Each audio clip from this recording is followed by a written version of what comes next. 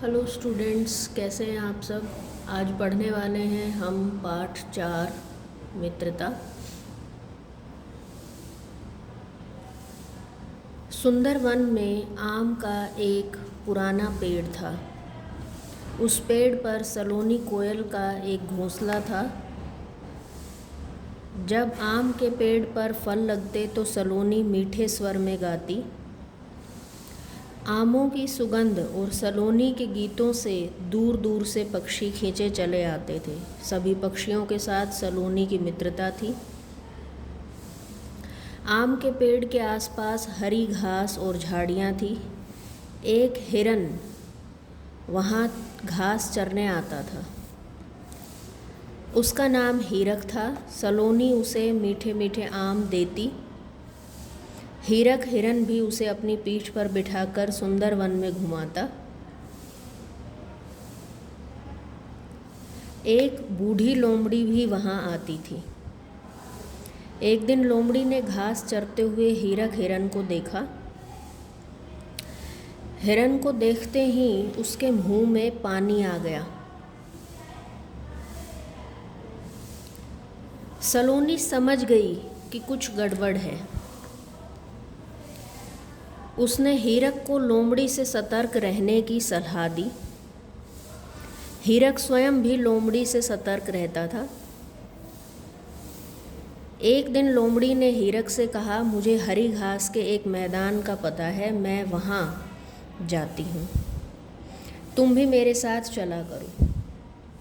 नहीं नहीं, हीरक ने घबराते हुए कहा, मुझसे डरते हो?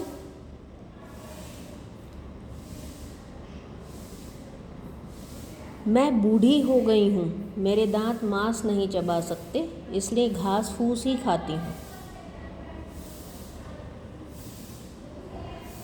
लोमड़ी ने हीरक को समझाने की कोशिश की। हीरक को लोमड़ी पर विश्वास हो गया। वह लोमड़ी के साथ हरी घास के मैदान तक जाता और खूब मज़े से घास खाता।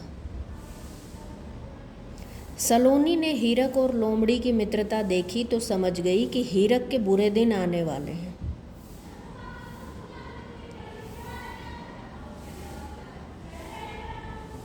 सलोनी ने हीरक को बहुत समझाया। हीरक की समझ में सलोनी की एक भी बात नहीं आई। एक दिन सुंदर वन में शिकारी आए। शिकारी जाल बिछाकर पशुओं को पकड़ते थे। शिकारियों ने घास के मैदान में जाल बिछा दिया। लोमड़ी ने उन्हें जाल बिछाते देख लिया। उसने सोचा, यदि हीरक इस जाल में फंस गया तो उसे उसका मांस खाने को मिलेगा। लोमड़ी हीरक को जाल में फंसाने की योजना बनाने लगी। लोमड़ी आम के पेड़ के पास गई और हीरक को बहला फुसलाकर वहाँ ले आई जहाँ जाल बिछा हुआ था।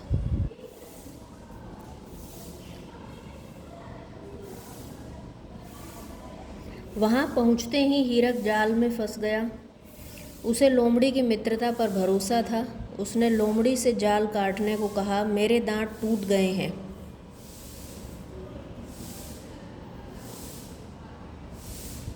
लोमड़ी ने बहाना बनाया। फिर उसने जैसे ही हीरक पर हमला करना चाहा, वैसे ही कई कोयलें लोमड़ी पर टूट पड़ी। उन्होंने अपनी चोंच से वार करके उसे बुरी तरह घायल कर दिया। लोमड़ी वहाँ से जान बचाकर भाग गई।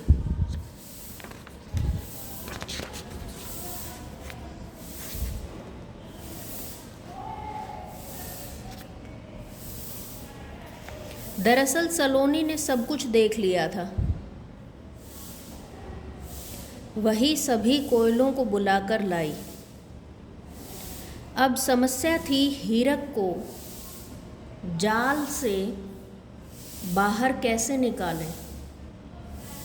सलोनी को एक उपाय सूझा। उसने हीरक से कहा, जब मैं सुबह गाऊं तो आंख बंद करके पेट फुलाकर भूमि पर लेट जाना। शिकारी तुम्हें मरा हुआ समझकर जाल उठा लेंगे। जाल उठाते ही तुम भाग जाना।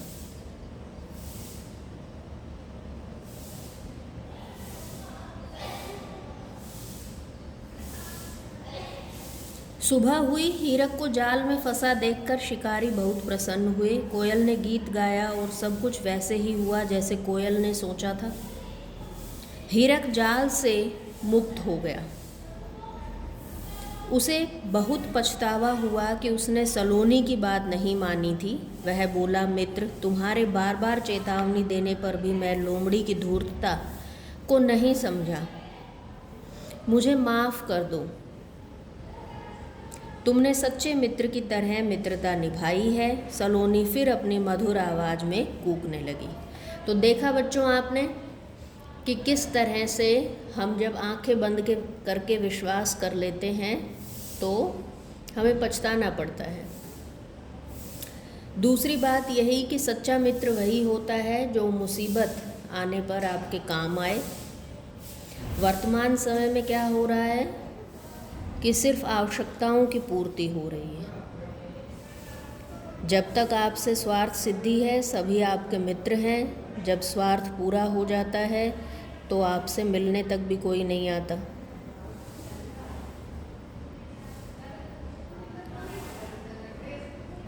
तो आप अब ये बताइए कि क्या आप सब भी इन ग्रीष्मकालीन अवकाश के दौरान बुक रीडिंग कर रहे हैं और इसी तरह की बहुत सी अलग अलग कहानियाँ पढ़ रहे हैं या नहीं, बताइएगा ज़रूर। और मित्रता आपको जीवन में कैसे करनी है? सच्ची मित्रता करनी है। जैसे इस पाठ में दिखाया है, अलग अलग पात्र हैं, कोयल है, हीरक है। तो सच्ची मित्रता किस किस के बीच में दिखाई गई है? हीरक, हिरण और सलोनी, कोयल के बीच में। इसी बीच मुझे याद आ रहा है कि जब कक्षा में हम ये पाठ पढ़ रहे थे तो सलोनी कोयल की बजाय बच्चे जो पिछली कक्षा में, तीसरी कक्षा में उन्होंने पाठ पढ़ा था, एक दादाजी जिसमें सोनाली बच्चे का नाम था, तो सलोनी की बजाय सोनाली पढ़ रहे थे। ध्यान रखना है, शब्दों को सही तरह से पढ़ना है। और छुट्टियों में भी जब आप जैसे स्कूल आते थे उस तरह से आप अपना रूटीन फॉलो करते थे, वैसे ही फॉलो करना है। ओके किड्स, जल्दी ही मिलूँगी मैं नेक्स्ट वीडियो में। Bye, take care.